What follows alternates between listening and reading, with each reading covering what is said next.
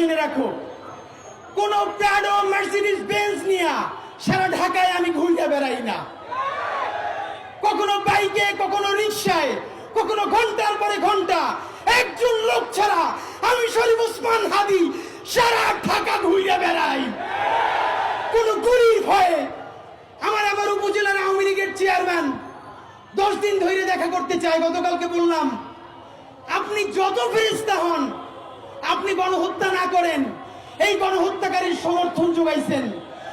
আমার কোন নৈতিকতার ভাবে আপনার সাথে আমি 1 মিনিট দেখা করতে পারি না। তিনি আমার মেসেজ দিলেন, ভাই সারাদিন বাংলাদেশ এমন থাকবে বলা যায় না, কারে কি কাজে লাগবে।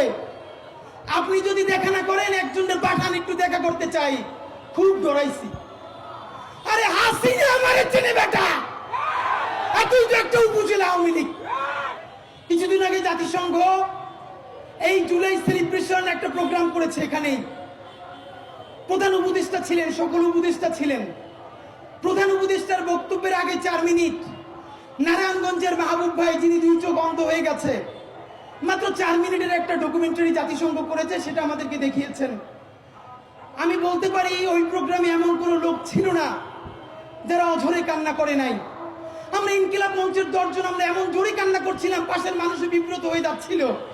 আপনারা এখানে এমন কেউ নাই মাহবুব ভাইয়ের 4 মিনিটের ভিডিওটা দেখলে নিজেকে স্থির রাখতে পারবেন।